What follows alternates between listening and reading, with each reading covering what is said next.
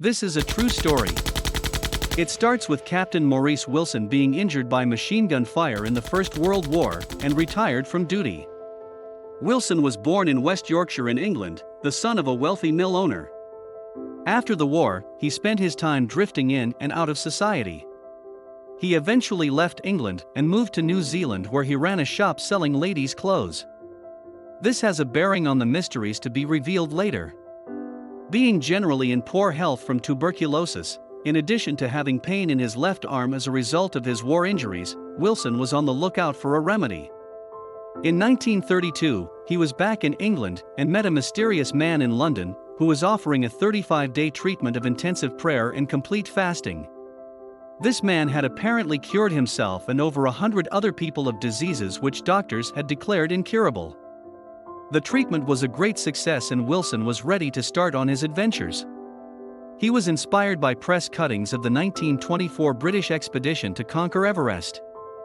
He believed that his newfound faith in fasting and prayer could sustain him to climb Everest where previous English climbers, George Mallory and Andrew Irvine, had failed in 1924. The deaths of Mallory and Irvine are another mystery, with some people believing that they may have conquered Everest many years before Sir Edmund Hillary, though fatally fell coming down from the summit.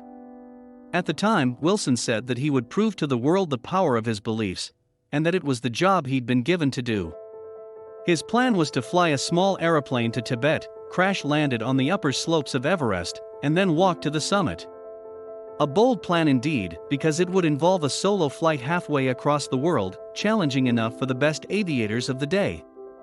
In addition, a solo ascent of Everest had never been attempted and would not be achieved until 46 years into the future.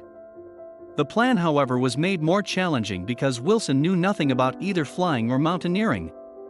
Wilson purchased a 3-year-old Gypsy Moth airplane and hired an instructor to teach him how to fly. He was a poor student, and when told by his instructor that he would never reach India, this strengthened his determination, and he said that he would reach Everest or die trying. His preparation for the mountaineering challenge ahead was even worse than that for his flying. He made no attempt to learn specialist climbing skills and bought none of the essential equipment such as ice axes and crampons. His preparation instead was to spend a few weeks walking around the modest hills of the Lake District in England and Snowdonia in Wales. It has been said that Wilson may have been influenced by the style of reports of the early British Everest expeditions. There was still a lingering Victorian restraint in those times. For example, steep ice walls, avalanche-prone slopes and sheer rock faces would be described as merely bothersome. Although Wilson will have seen Everest covered in snow and press cuttings, he strangely never attempted to learn how to climb on snow. Wilson was a good self-publicist and made sure that the newspapers were aware of his ambitious plans and sensationally claimed that he was going to prove the existence of God and what faith could do. When the Air Ministry heard about Wilson's plan to fly to India, they imposed a ban on him flying. On May 21, 1933, ignoring the Air Ministry's ban, he flew to Cairo. At every step of his journey, the British government tried to stop him. In Cairo, he found his permission to fly over Persia had been withdrawn. Instead, he flew to Bahrain, where he was told that the British consulate had ordered that he should not be allowed to refuel because all easterly airstrips in his range were in Persia. He was only allowed to refuel if he agreed to return to England. He refueled, took to the air, and then turned his plane towards India. With amazing good fortune, Wilson arrived safely at Gwadar, the most westerly airport in India, after 9 hours in the air with a fuel gauge reading 0. He continued to fly across India. However, when he reached Lalbalu, the authorities told him that he would not be allowed to fly over Nepal and impounded his plane to prevent him from flying. Wilson failed to obtain permission even to enter Tibet on foot, so he spent the winter in Darjeeling, fasting, praying, and planning an illicit way to sneak through to the base of Everest. By chance, he met 3 Sherpas who had worked as porters in the 1933 Everest expedition, and they were willing to accompany him. On March 21, 1934, Wilson and the Sherpas sneaked out of Darjeeling, disguised as Buddhist monks. To avoid arousing any suspicion, Wilson pretended to be deaf and dumb and in poor health. Just over 3 weeks later, they arrived at the Rongbuk Monastery at the base of Everest. 2 days later, the ill-prepared Wilson set off on foot, across the Rongbuk Glacier. Unsurprisingly, he found the trek extremely difficult. He kept losing his bearing and wasted lots of energy retracing his steps. By good fortune, he found a pair of crampons at an old camp which would have been a great help, but threw them away. 5 days later, and he was still 2 miles short of the next camp. The weather was bad, and he wrote in his diary, "It's the weather that's beaten me, what damned bad luck."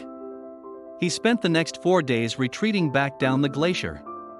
He made it back to the monastery, though was exhausted, snowblind, had a twisted ankle, and was in pain from his war wounds.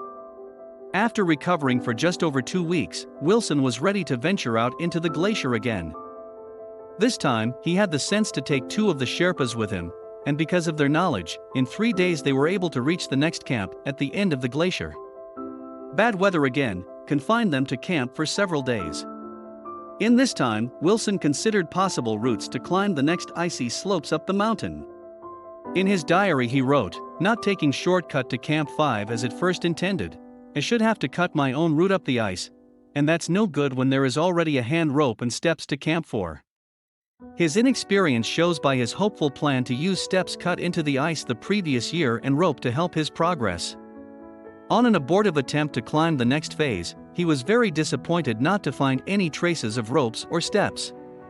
His next attempt allowed further progress, though it was slow going and involved camping on exposed ledges. Eventually, at around 22,700 feet, he was defeated by an ice wall 40 feet high. At this stage the Sherpas tried to persuade him to return to the monastery, but he refused.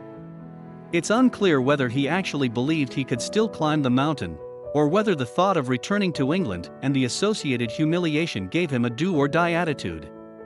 Wilson's last diary entry was on the May 31st and simply said, "Off again, gorgeous day." When he did not return, the Sherpas left the mountain, and upon their return to civilization relayed the grim message of Wilson's death to the world. The curiosity of this story doesn't end there. In 1935, a small British reconnaissance expedition found Wilson's body, lying on its side in the snow, and surrounded by fragments of a tent which had been torn to shreds by the elements.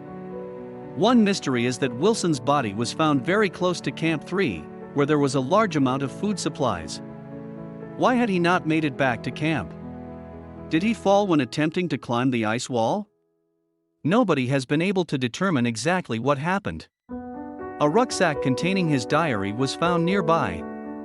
However, there have been several accounts that the rucksack also contained women's clothing, and even that the intrepid explorer was found to be wearing women's underwear. Speculation reached fever pitch when a Chinese expedition in 1960 discovered a lady's shoe at 21,000 feet.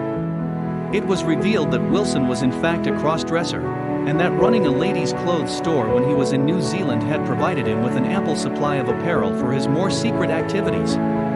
The image of some crazy guy climbing Everest in a women's dress and high heels is perhaps a fitting end to this amazing story.